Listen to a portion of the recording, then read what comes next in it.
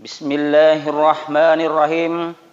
Assalamualaikum warahmatullahi wabarakatuh.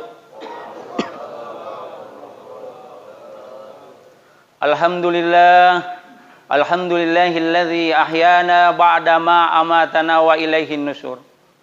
Wassalatu wassalamu ala asrafil anbiya'i wal mursalin Sayyidina Muhammadin wa ala alihi wa ashabihi ajma'in. A'udzu billahi minasy syaithanir rajim. Bismillahirrahmanirrahim. Ya ayyuhalladzina amanu ittaqullaha haqqa tuqatih wa la tamutunna illa wa antum muslimun. Rabbi shrah li sadri wa yassir li amri wahlul 'uqdatam min lisani yafqahu qawli. Jemaah subuh yang insya Allah sama-sama dimuliakan dan dirahmati oleh Allah Subhanahu wa Ta'ala, lebih khusus pengurus dan jemaah Masjid Nur Amri beserta saudara-saudara saya yang sempat hadir pada subuh hari ini dari komunitas Pejuang Subuh Kabupaten Bulukumba.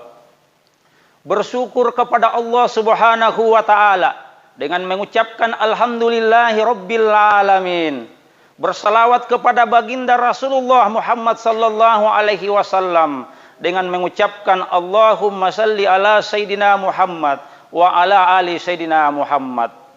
Jemaah subuh yang insyaallah sama-sama dimuliakan dan dirahmati oleh Allah Subhanahu wa Ta'ala.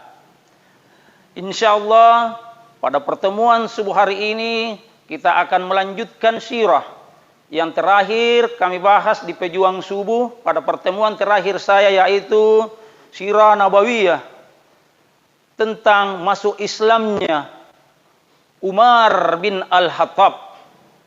Dan pada kesempatan subuh hari ini kita akan melanjutkan tentang kepemimpinan Umar bin Al-Khattab.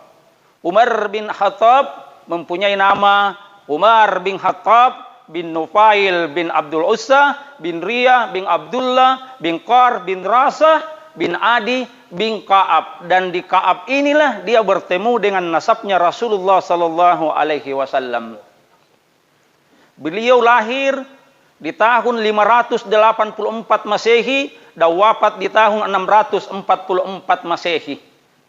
Sebelumnya kita telah membahas bagaimana awal mulanya masuknya Umar bin Khattab, bagaimana dia mendengar Rasulullah membaca surah Al-Haqqah, bagaimana dia mendengarkan saudaranya membaca Al-Quran, bahkan dia membaca surat Taha sampai tergugah hatinya ingin menemui Rasulullah dan masuk Islam. Pada pertemuan sebelumnya telah kita bahas. Dan alhamdulillah pada kesempatan subuh hari ini kita akan membahas tentang kepemimpinan Umar bin Khattab. Umar bin Khattab adalah khalifah kedua setelah Khalifah Abu Bakar As-Siddiq. Jadi setelah wafatnya Rasulullah sallallahu alaihi wasallam, khalifah dilanjutkan oleh dilanjutkan oleh Abu Bakar As-Siddiq, kemudian dilanjutkan oleh Umar bin Khattab. 10 tahun Khalifah Umar bin Khattab menjadi khalifah setelah wafatnya Abu Bakar, yaitu di tahun 634 Masehi sampai dengan tahun 644 Masehi atau bertepatan dengan tahun ke-10 sampai 23 Hijriyah. Dengan masuknya Umar bin Khattab Islam, maka terkabullah doa Rasulullah sallallahu alaihi wasallam sebagaimana yang diriwayatkan oleh Imam At-Tirmizi dari Ibnu Umar dan hadis yang diriwayatkan oleh Imam At-Tabarani dari Abdullah bin Mas'ud dan Anas bin Malik radhiyallahu an.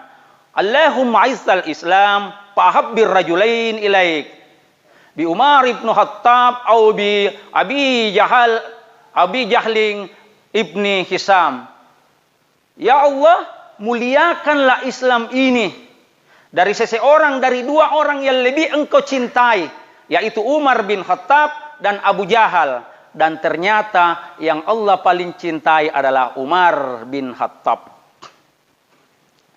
Selama memimpin Umar bin Khattab menjadi khalifah, pada tahun 15 Hijriah, utara Jazirah Arab telah dikuasai dengan menaklukkan negeri Syam dan negeri Turki. Negeri Syam yang berdiri dari negara Syria, Yordania dan Lebanon ditaklukkan di tahun 15 Hijriah dengan pimpinan pasukan pada saat itu adalah Abi Ubaidah bin Jarrah dan Khalid bin Walid yang dikenal dengan Perang Yarmut. Tahun 15 Hijriah sudah dikuasai utara Jazirah Arab. Dan di masa kepemimpinannya, di tahun ke-16 Hijriah atau 3 tahun menjadi khalifah, dia mengirim lagi pasukan ke negeri Persia. Negeri Persia yaitu Irak, Iran, Afghanistan, Rusia, di bawah pimpinan pasukan Sa'ad bin Abi Waqqas, dan panglima perang pada saat itu adalah Umar bin Khattab.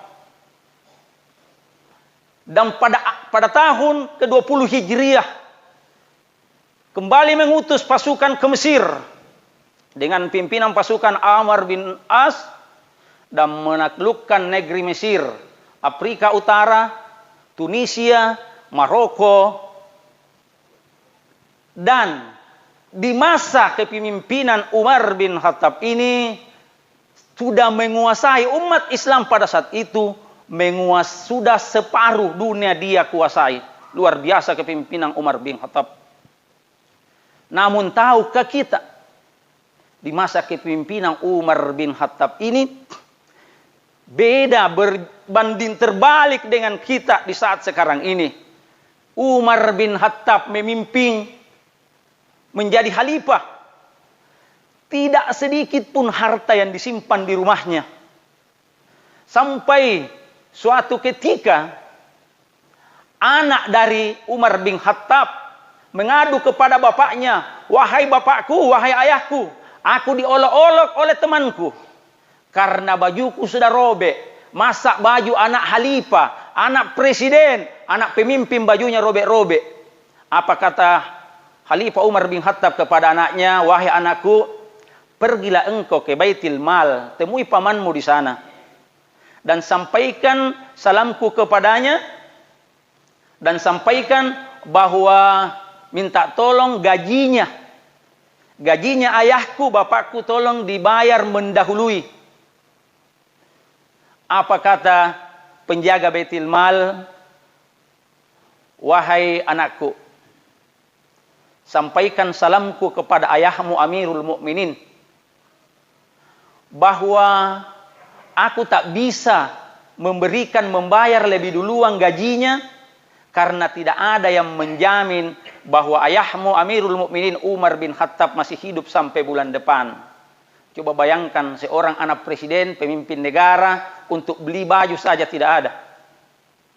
Sampai pun anaknya kembali kepada ayahnya, "Wahai ayahku, aku telah menemui pamanku di Baitul Mal dan dia menitip salam kembali dan berpesan bahwa sampaikan ayahmu bahwa siapa yang menjamin bahwa umurnya masih sampai bulan depan." Umar bin Khattab menangis. Kasihan terhadap anaknya, dan betul juga apa yang dikatakan penjaga Baitul Mal bahwa umur ini tidak ada yang mengetahui. Itulah kepemimpinan Khalifah Umar bin Khattab. Tidak mengumpulkan pundi-pundi uang untuk dijadikan harta kekayaan buat dirinya. Dan Umar bin Khattab ini adalah orang yang terkenal dengan ketegasannya. Bahkan Umar bin Khattab seringkali terucap dari mulutnya ini, jika ada seorang yang menghina Islam, dia berkata kepada Rasulullah, "Wahai Rasulullah, izinkan aku untuk menebas leher orang yang senantiasa menghina dan mencaci dan memakimu, wahai Rasulullah." Umar bin Khattab terkenal dengan ketegasannya. Bahkan sampai suatu ketika Umar bin Khattab datang bertamu ke rumah baginda Rasulullah sallallahu alaihi wasallam. Dan pada saat tiba di rumah Rasulullah sallallahu alaihi wasallam, Dia sementara mendapati istri-istri Rasulullah Shallallahu Alaihi Wasallam sementara berbicara bercengkrama dengan suara yang tinggi. Bukan dalam artian tidak menghormati baginda Rasulullah, tapi biasalah kalau perempuan dengan perempuan ketemu berbicara, suaranya nada suaranya agak tinggi. Namun setelah Umar bin Khattab masuk ke dalam rumah, tiba-tiba suara istri-istri Rasulullah Shallallahu Alaihi Wasallam tidak kedengaran lagi, sehingga Rasulullah Shallallahu Alaihi Wasallam tersenyum kepada Umar bin Khattab. Kemudian Umar bin Khattab berkata kepada Rasulullah, wahai Rasulullah, apa yang membuat engkau tersenyum? Mudah-mudahan Allah Subhanahu wa Ta'ala senantiasa membuat engkau tersenyum. Kata Rasulullah, aku heran. Istri-istriku sebelum kamu datang suaranya keras-keras semua, sampai kedengaran keluar rumah. Namun setelah engkau tiba, semuanya hilang suaranya dan semuanya lari ke belakang. Sehingga Umar bin Khattab berteriak, wahai musuh-musuh Allah, apakah engkau takut kepadaku dan engkau tidak takut kepada Rasulullah? Kemudian terdengar suara istri Rasulullah Sallallahu Alaihi Wasallam yang tertua yang bernama Ummu Salamah berkata kepada Umar bin Khattab, wahai Umar bin Khattab, Rasulullah orangnya lembut, engkau orangnya kasar dan keras. Dan memang Umar bin Khattab itu orangnya kasar memang dan keras wataknya, pembawaannya. Bahkan tidak sedikit kaum muslimin sebelum masuknya Islam ini tidak luput dari siksaan dan penganiayaan dari Umar bin Khattab. Sampai Rasulullah Sallallahu Alaihi Wasallam berkata pada saat itu, wahai Umar bin Khattab,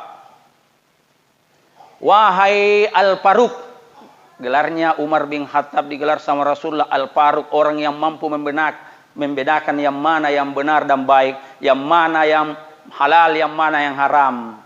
Kata Rasulullah Sallallahu Alaihi Wasallam, wahai Umar, andai engkau melewati suatu lembah, andai engkau melewati suatu lorong, kemudian engkau berpapasan dengan setan, maka setan pun akan menghindar berjumpa denganmu. Saking tegasnya Umar bin Khattab.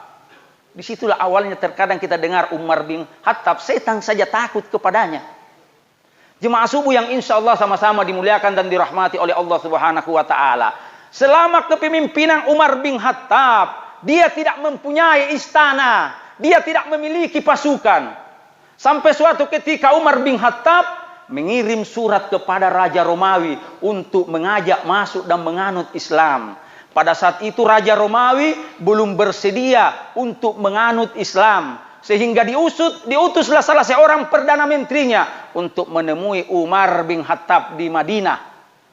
Berangkatlah Perdana Menteri dengan dikawal 3.000 pasukan, dengan membawa puluhan peti emas untuk diberikan upeti kepada Umar bin Khattab bahwa dia belum saatnya masuk Islam. Pada saat pasukan Romawi yang dipimpin Perdana Menteri ini memasuki perbatasan Madinah, dia bertemu dengan salah seorang muslim di jalan. Kemudian Perdana Menteri pun memanggil muslim tersebut, wahai muslim.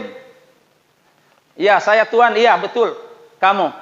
Saya mau bertanya, di manakah istana Raja Agung Umar bin Khattab? Orang muslim ini kaget dan bertanya-tanya dia dalam hati, wah, kok ini yang ditanyakan istana Raja Agung Umar bin Khattab? Sehingga dia berkata, kalau rumah Umar bin Khattab, aku tahu. Silakan tuan terus saja, kemudian belok kanan. Di sana ada rumah, maka di sanalah rumah tempat Umar bin Khattab. Kemudian Perdana Menteri Romawi ini heran, kok seorang raja tidak memiliki istana? Iya. Kemudian orang Islam pun tersebut berlalu. Kemudian Perdana Menteri tersebut mengatakan, tidaklah aku menemui seseorang di jalan apabila dia mengetahui bahwa yang kubawa ini adalah emas kecuali dia minta.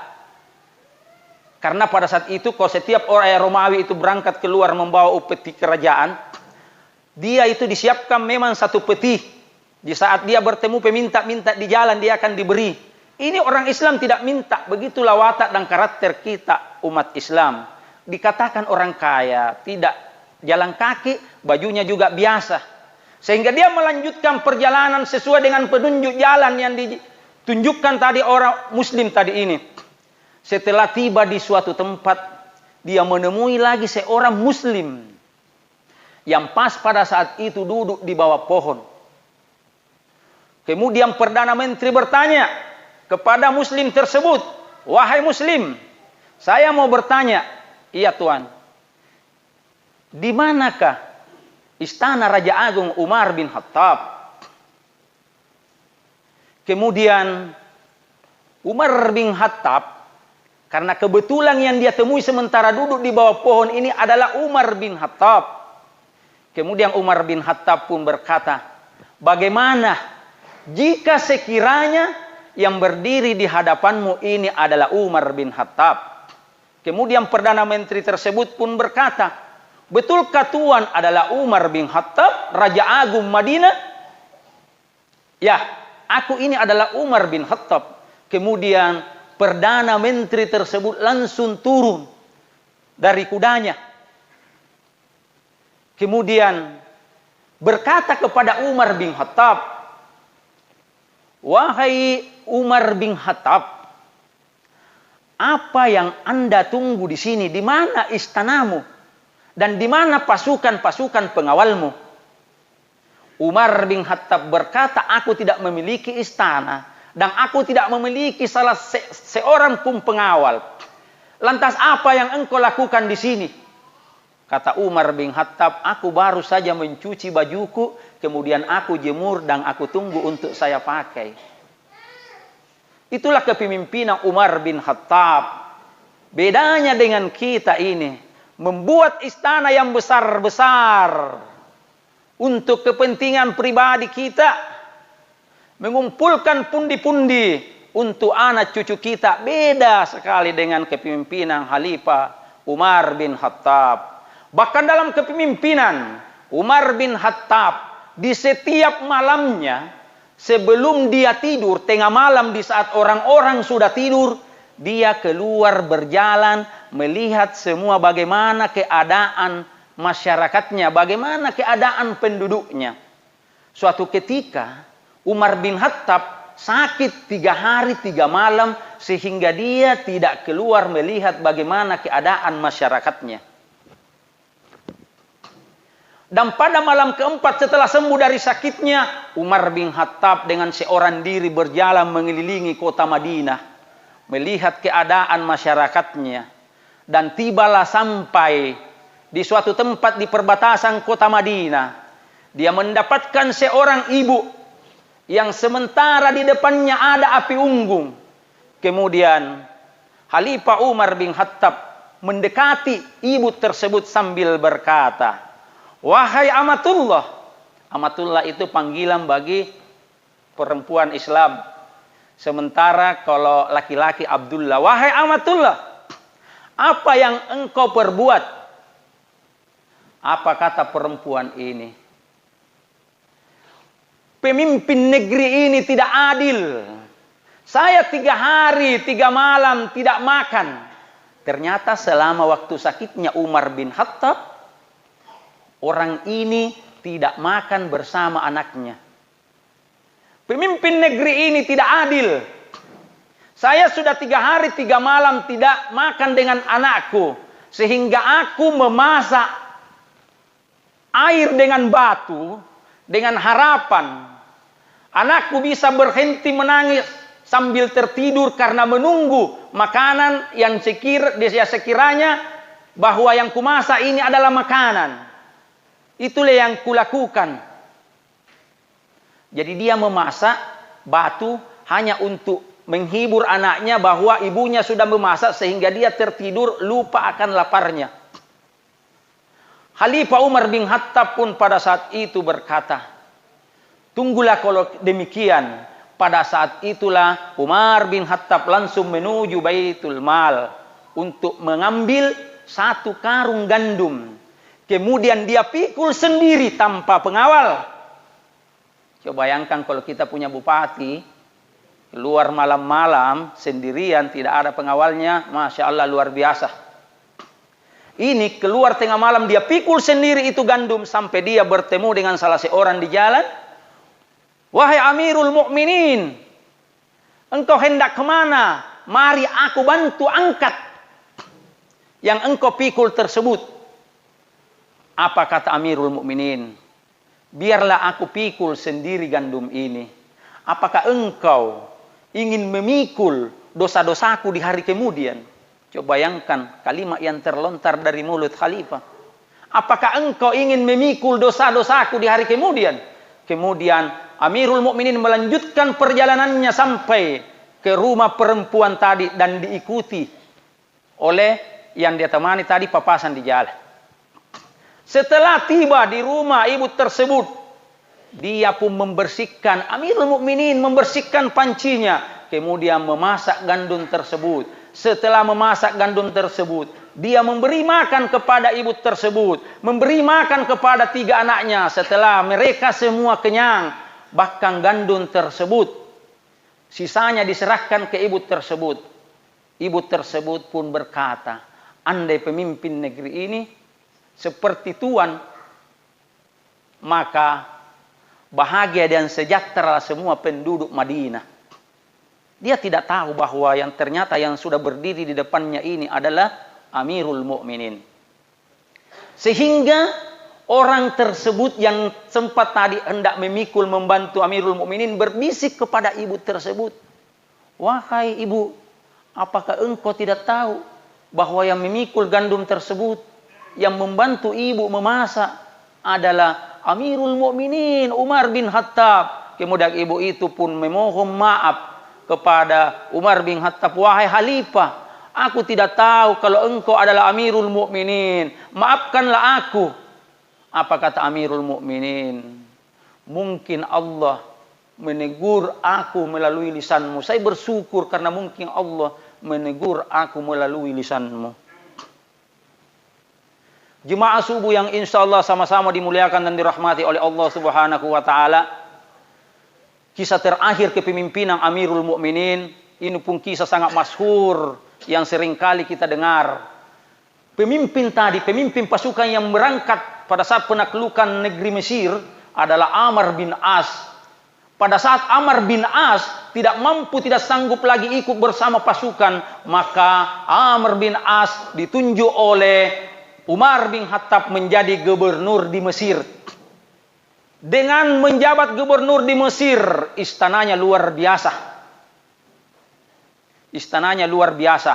Dan di depannya istana itu terdapat tanah luas yang kosong, namun berdiri suatu rumah orang Yahudi, rumah reok. Iya, berdiri. Amirul Mukminin pada Amr bin As pada saat itu berkata bahwa ini istana sudah luar biasa. Namun alangkah lebih indahnya jika di depan istana itu dibangun suatu masjid yang mewah. Untuk lebih bagaimana umat Islam bisa beribadah dan salat di sana. Sehingga pada saat itulah dipanggillah orang Yahudi ini ke istana. Wahai Yahudi, iya Tuan Gubernur, rumahmu kan yang di depan istana, ya. Saya akan membangun masjid di tempat tersebut. Apakah engkau akan menjual tanahmu tersebut? Apa kata orang Yahudi? Wahai Tuan Gubernur, saya tidak akan menjual tanah tersebut karena itu adalah satu-satunya harta saya. Bagaimana jika aku membayar sampai 10 kali lipat? Walaupun engkau membeli 10 kali lipat, saya tidak akan menjualnya, Tuan Gubernur. Sehingga orang Yahudi itu kumpulan tidak ada kesepakatan. Dikumpulkanlah para petinggi pada saat itu oleh Amr bin As membahas tentang rencana pembangunan masjid itu. Termasuk adalah yang kumpul pada saat itu, kalau kita ini ketua terantip, kepala terantip yang penertiban, menyampaikan bahwa kita akan segera membangun masjid di depan istana, segera bongkar rumah orang Yahudi tersebut. Kemudian keesokan harinya, pada saat orang Yahudi istirahat bersama keluarganya di rumah, datang pasukan dari Amr bin As yang hendak menghancurkan rumah gubuk orang Yahudi tersebut. Kemudian orang Yahudi pun tersebut bersedih melihat rumah satu-satunya dihancurkan oleh pasukan Amr bin As pada saat itu. Kemudian dia bertanya dalam hati, kemana lagi aku akan mengadukan ini? Sementara aku orang Yahudi, apakah aku diterima pada saat aku menghadap ke gubernur Madinah, Umar bin Khattab? Akhirnya dia bulatkan tekadnya menemui gubernur Madinah, Umar bin Khattab. Setelah tiba di Madinah, bertemu dengan Umar bin Khattab. Berbanding terbalik dengan apa yang diperkirakan, dia dijamu dengan baik, dia dilayani dengan baik. Sambil dijamu dengan makan, dia menyampaikan apa yang dialami di Mesir. Kemudian apa kata Umar bin Khattab? Wahai Tuan, itu ada tempat sampah, silahkan ambil tulang di tempat sampah itu. Heran juga ini orang Yahudi, kok tulang disuruh ambil, kalau di Mesir juga banyak tulang. Kemudian diambillah satu tulang di tempat sampah itu, tulang busuk yang diambil. Ambillah tulang busuk, diambillah satu. Kemudian Umar bin Khattab menghunus pedangnya dari sarungnya, kemudian menggaris tulang tersebut, kemudian menyerahkan kepada orang Yahudi itu. Bawalah tulang busuk ini dan serahkan kepada gubernur Mesir, Amr bin As. Singkat cerita, tibalah di sana menemui gubernur. Wahai gubernur Amr bin As, saya telah bertemu dengan Khalifah Umar bin Khattab. Ini ada pesan titipan yang hendak disampaikan kepadamu, wahai tuan gubernur. Kemudian Amr bin As pun melihat tulang busuk tersebut dengan satu garis. Pada saat itu Amr bin As bergetar badannya, menggigil seperti orang ketakutan. Seperti orang ketakutan dia melihat garis tulang itu. Sambil bertanya orang Yahudi ini, wahai Amr bin As, apakah arti dari goresan di tulang tersebut?